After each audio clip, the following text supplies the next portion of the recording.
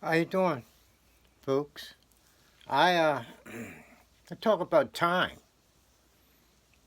how it began.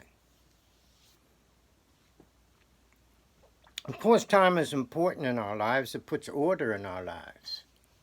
Okay, but time began with the human being and the woman, the female. It came about by her recognizing the cyclical nature of her physiology, her reproductive physiology. She noticed that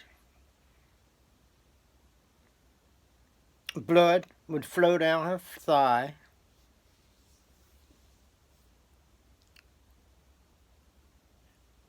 starting every 28 days since she had a menstrual flow. She recognized this. She also recognized that it would last about 5 days. After 5 days, let's say the 6 days, well, she was ready to go. You see. She also noticed that 14 days after the commencement of the menstrual flow, that she ovulated. Okay?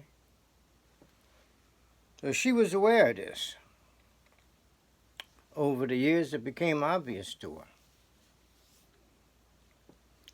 So she was, what do you call her, the lawmaker and the lawgiver to men.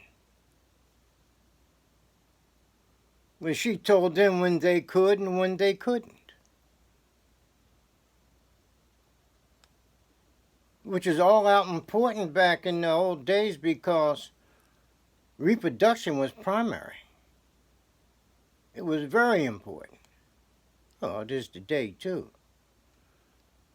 But their life expectancy was pretty low.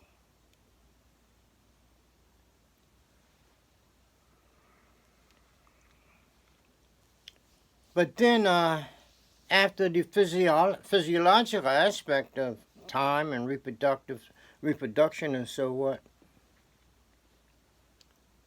worked in, people got used to it. They time then went to the stellar phase. There was in the mythology, there is a self-creating God who says that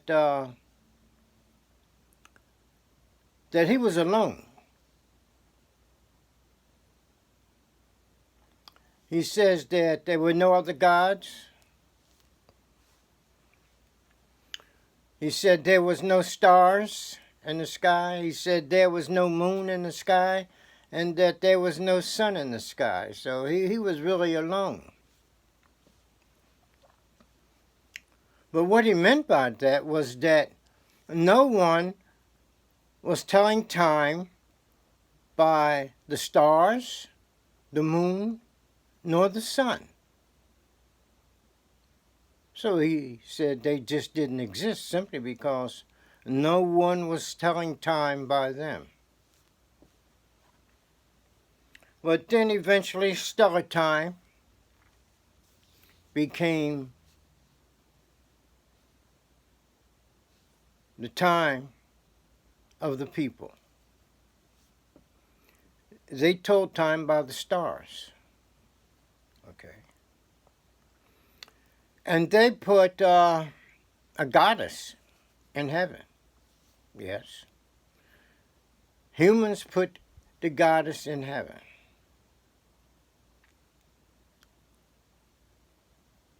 And her name was Apt. A-P-T. Okay.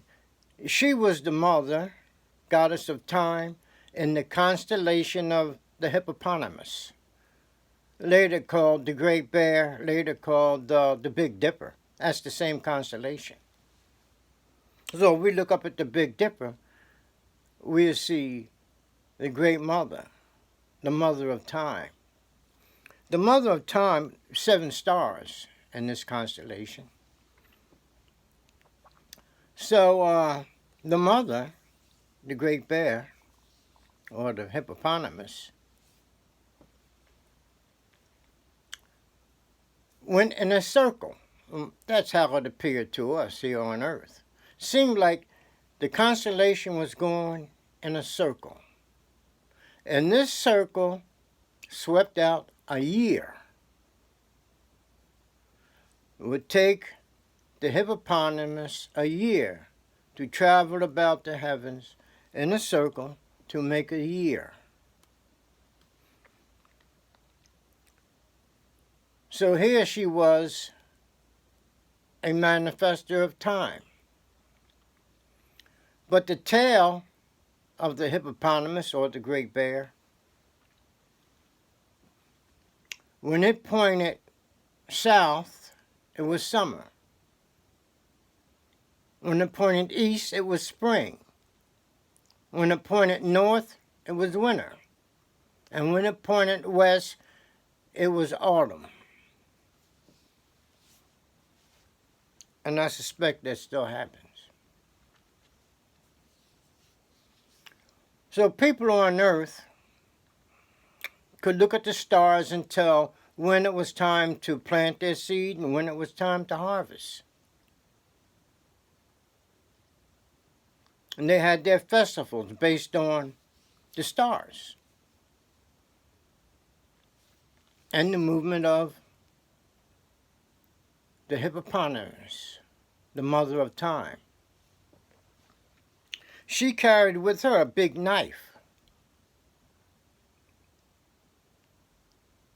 And she used this knife to section off time. So the mythology says, okay. She could cut off the hours of the day, the days of the week, the weeks, the months, and the years, and the great year. She sectioned off time, okay? And so people on Earth use time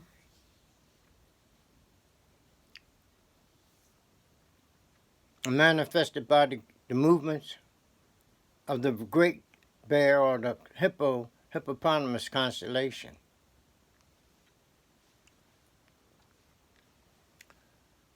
So there was other stars like Sothis that Sothis rose in the skies at around the summer solstice, you see. So the summer solstice at that time became the New Year. New Year's was celebrated then. And the child God who began the new year, okay, and ended the old, began the new, became more or less like the Messiah, a Savior child, the Savior child. He saved us from the old and brought in the new. In July,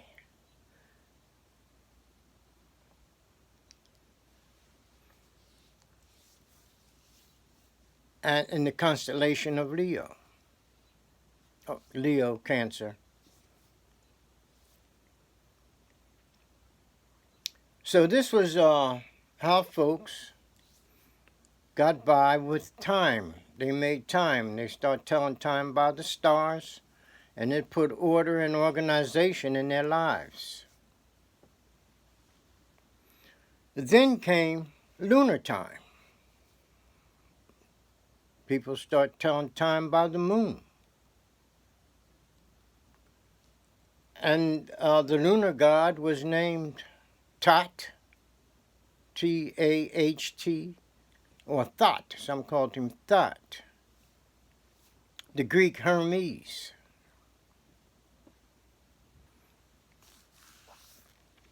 And we see that the god Tot had an ibis, the bird ibis,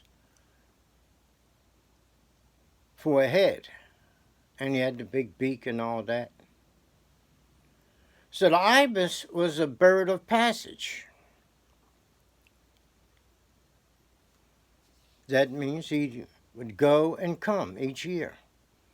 So at the time of the inundation in Egypt, where there was a flood each year, they were very grateful for it because it brought down silt and rich soil from inner Africa. The Nile flows north, brought it from Central Africa to the Nile Delta, where it flooded, spread out all over, leaving all the topsoil and all that beautiful soil that made the land very, very rich and the people wealthy. So the ibis would come during at the inundation. So it was a foreteller that the floods were about to come, hence time. The ibis was a time teller in that sense. And so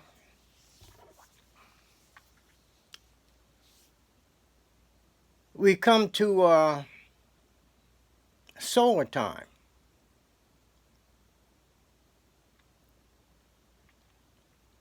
But before we get to solar time, we can discuss more of the moon, such as the lunar lady, the goddess of the moon, who for 3 days each month she would turn the lights out. And when she turned the lights out, the solar god, whose name was Hu, would come and visit her. And after the 3 days, she would deliver a child. And that child was the new moon.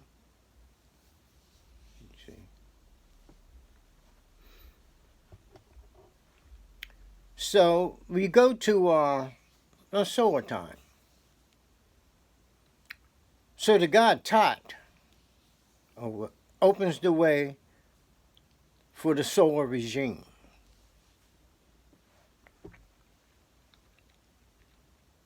And he paved the way then for the solar god, who was Heru.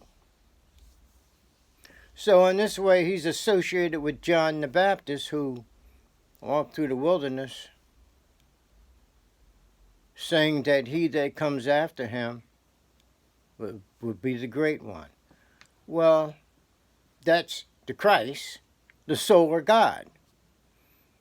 So John the Baptist was opening the way for the solar God, just like the moon god Tot opened the way for Heru, who was a solar god also, who preceded the Christ. So here we have solar time comes in, and people began telling time by the sun. All the festivals, etc., etc.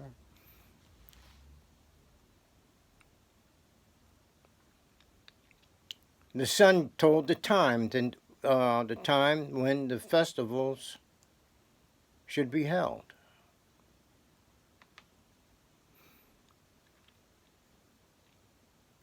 The sun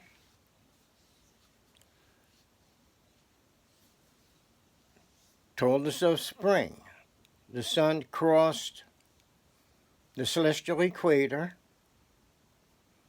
on March 22nd, telling us of the time of the spring, a time of planting, etc. Also, the sun marked the entry of the solar god into the underworld. That happened at the autumn equinox. When the sun was supposed to have went down under because the days became shorter than the nights.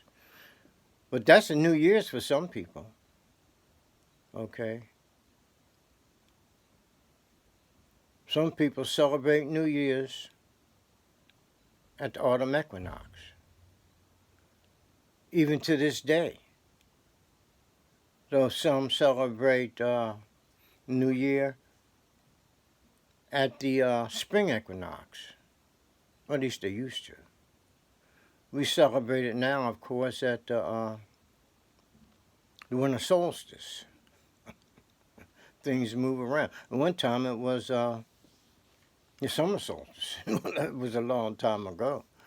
But like thousands and thousands of years ago. But so that's how it was with time. The development of time. Now we have clocks and atomic time, nuclear time, all sorts of times. See? But one thing about time is that it puts order in the lives of the people. The people at this point could not live without time. Not in the so-called civilized or industrialized countries. Some people may not live by time, but very few. You may find them scattered about the world, certain islands or deep in the forests, such as the Amazon basin. So time puts order in the lives of the people, and people have become slaves to time. Can't do without it. People obey time.